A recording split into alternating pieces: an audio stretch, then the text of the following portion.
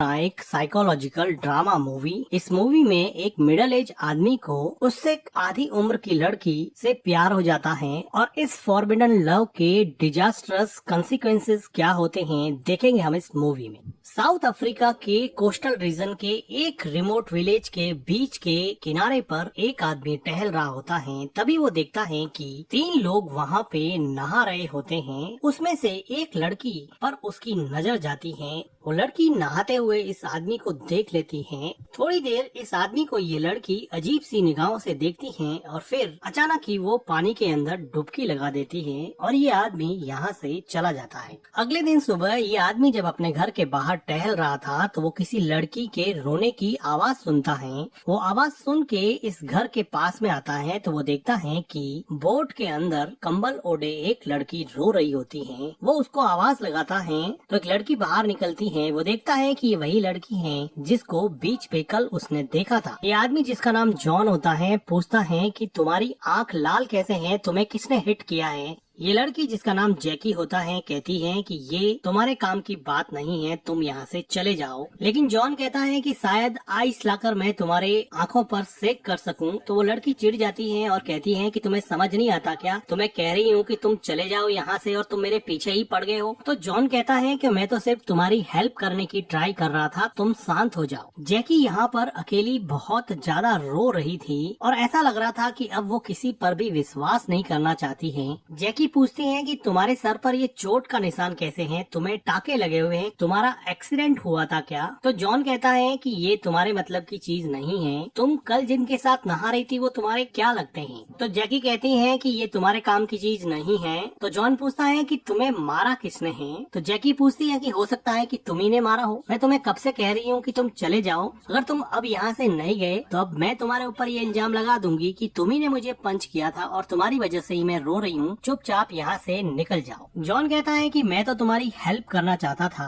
कुछ आइस लाके तुम्हारी आंखों पे सेक कर देता, तुम्हारी आंखें ठीक हो जाती। हो सकता है तुम्हें पैसों की जरूरत हो, मैं तुम्हें कुछ पैसे दे सकता हूँ। तो जैकी उसको कहती है कि अगर देना ही है तो मुझे पास की दुकान से वाइन की बोतल लाके दे दो और $500 भी मुझे दे देना, मैं यहीं पे रहूंगी, नहीं तो मैं शोर मचाऊंगी कि तुमने मुझे पंच किया और तुमने मुझे अब्यूज किया। चुपचाप जो मैं कहती हूँ वो तुम कर दो। डर के मारे जॉन वहाँ से वाइन शॉप में जाता है और वाइन बाई करता है और वापस जब वो जैकी के पास आता है तो जैकी उसको वहाँ पे नहीं मिलती है। वो जब अपने घर पे जाता है तो वो देखता है कि उसके घर के बाहर जैकी की कैप लटकी हुई है। वो आसपास देखता है लेकिन जैकी उसको वहाँ पे नहीं मिलती है। अगले दिन सुबह जॉन एक लड़की का स्विम सूट देख के अपनी टीनेज डॉटर को याद करने लगा है जो अब इस दुनिया में नहीं है और वो इस लड़की को अपनी डॉटर के रूप में इमेजिन करके बहुत खुश हो रहा होता है। वो शाम को इसी बीच पे बैठा बैठा अपनी फैमिली को याद कर रहा होता है। तभी वो देखता है कि वो लड़की जैकी अपने फादर और अपने ब्रदर के साथ कहीं जा रही होती है। तो जॉन उसको पूछता है कि तुम्हारी आंख की चोट ठीक हुई या नहीं, तुम ठीक तो हो ना। लेकिन जैकी जैसे बहुत डरी हुई थी। जैकी इस बात का कोई जवाब नहीं देती है। जॉन कहता है कि तुम्हारी कैप मेरे घर में ही पड़ी है, तुम्हें चाहिए तो ले जाना। जैकी को अनजान आदमी से बात करते हुए जैकी के फादर जैकी को पूछते हैं कि ये कौन है और तुम इसको कैसे जानती हो।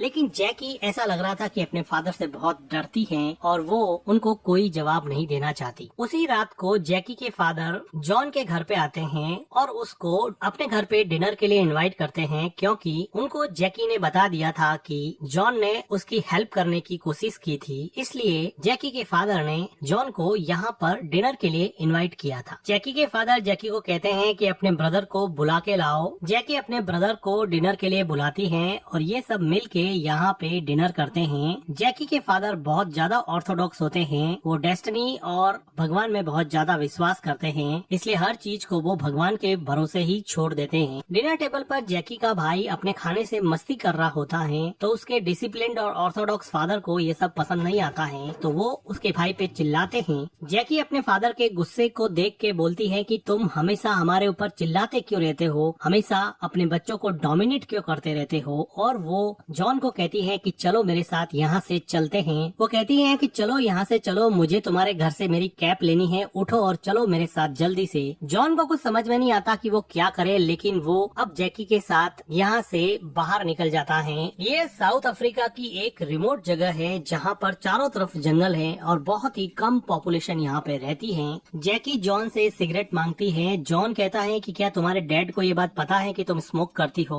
तो वो कहती है कि भाड़ में जाए मेरे डैड, चुपचाप मुझे सिगरेट दो। ऐसा लग रहा था कि जैकी अपने फादर से बहुत ज्यादा परेशान थी, लेकिन जॉन कहता है कि तुम्हारे डैड काफी परेशान थे, तुम ऐसा क्यों करती हो? तो जैकी कहती है कि तुम जानते ही क्या हो, तुम हमारी फैमिली के बारे में कुछ नहीं जानते हो। तो जॉन कहता है कि तुम चाहो तो मुझसे शेयर कर सकती हो कि ऐसा तुम्हारे साथ क्या हुआ जिसकी वजह से तुम इतनी ज्यादा एग्रेसिव हो गई हो। जैकी अब थोड़ी सी शांत होती है और वो चाहती है कि वो अपना दुख किसी के साथ शेयर करे, तो उसको जॉन सही बंदा लगता है, तो वो उसके साथ उसका पेन शेयर करने के लिए तैयार हो जाती है। वो कहती है कि कुछ महीनों पहले हमारे घर में चोर घुस आए थे और चोरों ने चोरी करने के साथ साथ मेरे साथ जबरदस्ती करना भी शुरू कर दिया। जब वो मेरे साथ जबरदस्ती कर रहे थे तो मेरी मॉम ने रजिस्ट किया और मेरे मॉम के रजिस्ट करने की वजह से उन चोरों ने मेरी मॉम को गोली मार दी। तब से ही हमारी फैमिली काफी परेशान है। और जैकी ये सब सुनाते सुनाते बहुत ज्यादा इमोशनल हो जाती है।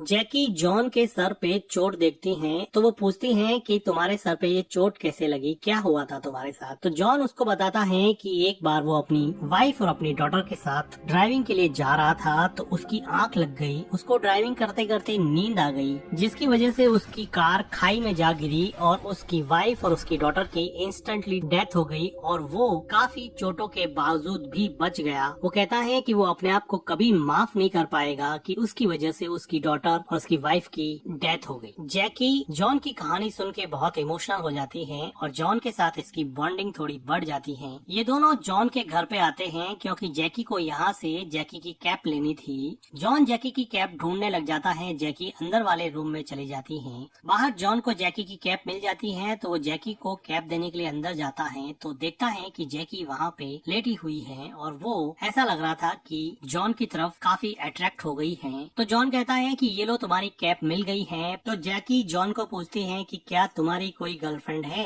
तो जॉन कहता है कि नहीं। तो जैकी कहती है कि अगर तुम्हारी कोई गर्लफ्रेंड नहीं है तो क्या मैं तुम्हारे साथ यहाँ पर आकर रह सकती हूँ? तो जॉन कहता है कि नहीं, बिल्कुल नहीं। जैकी इस आंसर से काफी डिसअपॉइंट हो जाती है, लेकिन जॉन रूम से बाहर चला जाता है। लेकिन वो जैसे ही पीछे मुड़ता है तो वो देखता है कि जैकी अपने सारे कपड़े उतार कर उसके सामने खड़ी हो गई है, क्योंकि जैकी अब उससे काफी ज्यादा अट्रैक्ट हो चुकी थी। लेकिन जॉन को जैकी को इस हालत में देख के बहुत बड़ा शॉक लगा और वो जैकी को एक कंबल देता है। जैकी इस बात से काफी डिसअपॉइंट हो जाती है। जैकी कहती है कि तुम मुझे हाथ इसलिए नहीं लगाना चाहते हो क्योंकि मेरे साथ रेप हुआ है, मेरे साथ जबरदस्ती हुई है, इसलिए तुम मुझे हाथ नहीं लगाना चाहते हो ना। जैकी इस बात पे रोने लगती है और वो कहती है कि तुम्हें पता है कि उस दिन मैं बोट में बैठी बैठी रो रही थी, मुझे आंख पे किसी ने पंच कर दिया था। वो मेरे डैडी थे, मेरे डैड ने ही मुझे पंच किया है। मेरे डैड काफी एब्यूजिव है और बहुत बार मुझे मारते भी हैं। इस बात पे जॉन को जैकी पे काफी तरस आता है क्योंकि वो ऑलरेडी उन रॉबर्ट्स की जबरदस्ती का शिकार थी, जिसकी वजह से वो ऑलरेडी टूट चुकी थी। वो जैकी को जाकर हग करके उसको कंसोल करने की कोशिश करता है। तो जैकी को ऐसा लगा कि अब जॉन मान गया है तो वो फिर जॉन को किस करने लग जाती है, लेकिन जॉन उसको रोकता है और उसको कपड़े पहना के अपने घर जाने के लिए कहता है। जैकी पहले तो जाना नहीं चाहती, लेकिन इंसिस्ट करने पर जैकी को जॉन के घर से जाना ही पड़ता है। अगले दिन जैकी अपनी मेड को लेके जॉन के घर पे आती है और जॉन से उसके बिहेवियर के लिए सॉरी बोलती है। थोड़ी देर बाद में मेड वहाँ से चली जाती है तो जैकी जॉन को कहती है कि मैं कल के लिए बहुत शर्मिंदा हूँ, प्लीज मुझे माफ कर दो, मैं ऐसा फिर कभी नहीं करूँगी। तो जॉन जैकी को माफ कर देता है। तो जैकी कहती है कि चलो हाइकिंग पे चलते हैं, यहाँ पर बहुत अच्छी हाइकिंग साइट है। अब ये दोनों हाइकिंग के लिए निकल जाते हैं। जैकी अपने पास्ट में हुई जबरदस्ती की वजह से परेशान थी और जॉन अपनी फैमिली के साथ हुए एक्सीडेंट की वजह से परेशान था। ये दोनों अकेले मन ही मन बहुत दुखी थे। इनका दुख दर्द बांटने के लिए इनके पास कोई भी नहीं था। तो इस सुनसान से जंगल में इन दोनों को एक दूसरे का सहारा मिल गया। तभी वहाँ इसी रोड पर एक इस गांव का पुलिस वाला आता है और वो जैकी को पूछता है कि ये आदमी तुम्हारे साथ कैसे है, क्या तुम इसको जानती हो? तो जैकी कहती है कि हाँ मैं जानती हूँ, ये मेरे डैड का फ्रेंड है। तो वो पुलिस वाला थोड़ा कंफर्टेबल हो जाता है और कहता है कि ध्यान रखना। जॉन और जैकी दोनों हाइकिंग साइट पे जाते हैं। जॉन की एज जैकी की एज से डबल से भी ज्यादा थी, जो उसके हाइकिंग एक्सपीरियंस में क्लियरली विजिबल थी, लेकिन जॉन की फैमिली के एक्सीडेंट के बाद में उसको पहली बार जैकी में कुछ आशा की किरण देखी। वो उसके साथ टाइम स्पेंड करने को एंजॉय करने लगा और उसको ऐसा लगा कि कई महीनों बाद में उसको कोई ऐसा मिला है जो उसके दिल की गहराई के दर्द को समझता है। और उसके साथ वो जैकी के लिए था। उसके साथ हुई जबरदस्ती और उसके एब्यूजिव फैमिली इन्वायरमेंट की वजह से वो अपना दुख दर्द किसी के साथ शेयर नहीं कर पाती थी, तो वो भी अपनी सारी बातें अब जॉन के साथ शेयर करने लगी और इन दोनों का प्यार अब धीरे धीरे परवान चढ़ने लगा। हाइकिंग साइट पे पिग हेड पे बैठे बैठे जैकी जॉन को बताती है कि जिस दिन मेरे साथ जबरदस्ती हुई उसके अगले दिन मेरे डैड ने मुझसे ये कहा कि अगर तुमने स्कर्ट नहीं पहना होता तो शायद वो रॉबर्ट्स चोरी करके चले जाते, तुम्हारे साथ जबरदस्ती नहीं करते और ना ही वो तुम्हारी मॉम पर गोली चलाते। जैकी कहती है कि मेरे फादर बहुत ही कंजर्वेटिव और ऑर्थोडॉक्स टाइप के हैं, वो वेस्टर्न कल्चर को बिल्कुल भी सपोर्ट नहीं करते हैं, जबकि मैं एक ओपन माइंडेड और प्रोग्रेसिव माइंड की लड़की हूँ जो जिंदगी में आगे बढ़ना चाहती है। मैं भी शहर जाके कुछ करना चाहती हूँ, क्या तुम मुझे अपने साथ शहर ले चलोगे क्या? और जैकी काफी इमोशनल हो जाती है तो जॉन उसको यहाँ पे कंसोल करता है। अब जैकी यहाँ पे जॉन के साथ थोड़ा रोमांस करने लग जाती है तो जॉन कहता है कि हमें यहाँ से चलना चाहिए और ये दोनों मिलके वापस अपने घर की तरफ निकल जाते हैं। साउथ अफ्रीका के इस लस ग्रीन डेंस फॉरेस्ट में ये दोनों जब घर की तरफ जा रहे थे तो जैकी और जॉन दोनों एक दूसरे की तरफ अट्रैक्ट हुए और यहाँ पे वो दोनों इंटीमेट होने लगते हैं। लेकिन इस सुनसान से जंगल में पास में ही जैकी के फादर और उसका ब्रदर बोटिंग कर रहे थे, जिसकी आवाज सुन के जैकी और जॉन यहाँ से अपने राज खुलने के डर से भागने लगते हैं। जॉन घर पे आके अपना सामान पैक करने लगता है। उसको पता था कि आज नहीं तो कल उसका राज खुल ही जाएगा, उसको जल्दी से जल्दी यहाँ से सिटी में चले जाना चाहिए। लेकिन वो देखता है कि उसके घर के बाहर जैकी का फादर आके खड़ा हो गया है। उसको लगा कि राज खुल गया, लेकिन जैकी का फादर कहता है कि आज की रात तुम हमारे साथ डिनर करो, फिर कल सुबह निकल जाना। तो वो खुशी से उसके साथ डिनर करने चला जाता है। अब ये सब लोग डिनर कर रहे होते हैं तो जॉन बताता है कि वो कल यहाँ से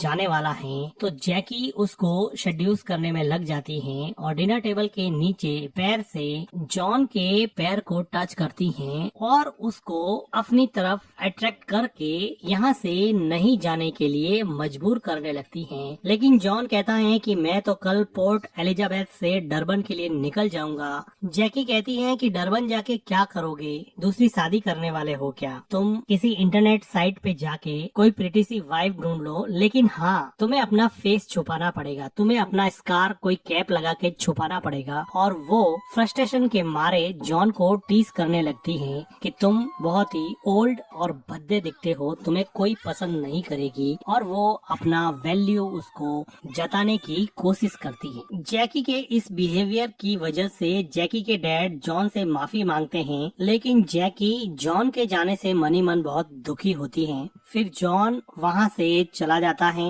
अगले दिन अर्ली मॉर्निंग जॉन के घर पे जैकी आती है, क्योंकि जैकी से अब बिल्कुल भी कंट्रोल नहीं हो रहा था। उसने डिनर टेबल पर जॉन के साथ अपना रोमांस जता ही लिया था। अब जॉन भी चाहता था कि अब वो वैसे भी जा रहा है तो वो जैकी के साथ जाके यहाँ पे रोमांटिक होता है और ये दोनों मिलके यहाँ पे इंटीमेट होते हैं। घर के बाहर से इन दोनों को इंटीमेट होते हुए ऐसा लग रहा था कि कोई देख रहा था और ये देखने वाला था जैकी के घर की मैड, जो अब जॉन के घर पे आ गई है और जैकी को आवाज लगाती है। जैकी दौड़कर नीचे जाती है तो जॉन भी ऊपर से देखता है कि सच में मैड ही आई होती है। वो मैड जॉन को अजीब नजरों से देख रही थी कि अब जैकी के डैड को जब ये बात पता चलेगी तो जॉन का क्या हाल होगा।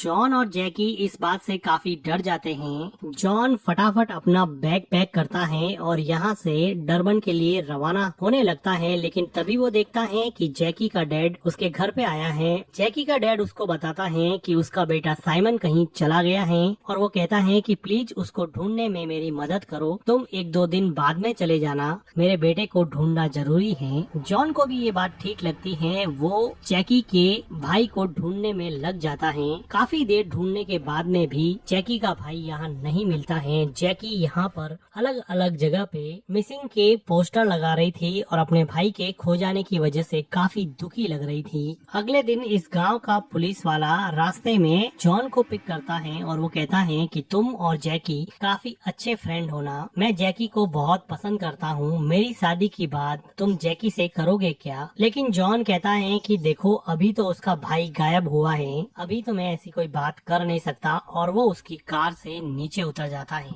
बहुत ढूंढने के बाद में भी जैकी का भाई कहीं पर भी नहीं मिलता है। तब ये लोग मान लेते हैं कि शायद जैकी का भाई अपने एब्यूजिव फैमिली इन्वायरमेंट की वजह से कहीं पर भाग गया है और वो शायद अब वापस यहाँ पे कभी नहीं आएगा, जिसकी वजह से जैकी और जैकी के डैड थोड़े ज्यादा परेशान हो जाते हैं। जॉन जैकी के डैड को कहता है कि मैं कल यहाँ से निकलने वाला हूँ। वो देखता है कि जैकी उसी पुलिस वाले के साथ बैठी बैठी वहाँ पे टीवी देख रही होती है। अगले दिन सुबह बीच पर जॉन स्विमिंग करने के लिए जाता है तो वो देखता है कि थोड़ी देर बाद में वहाँ पर जैकी भी आ जाती है। जैकी अपने भाई के खो जाने के बाद में काफी दुखी होती है। स्विम करने के बाद में जॉन जैकी को पूछता है कि तुम यहाँ पे क्यों आई हो, तुम्हें क्या चाहिए? तो जैकी कहती है कि मुझे यहाँ पे नहीं रहना है, तुम मुझे अपने साथ डरबन ले चलो, मैं तुम्हारे साथ रहना चाहती हूँ, मुझे अपने फादर के साथ नहीं रहना है। वो रोते हुए कहती है कि प्लीज मुझे अपने साथ ले चलो।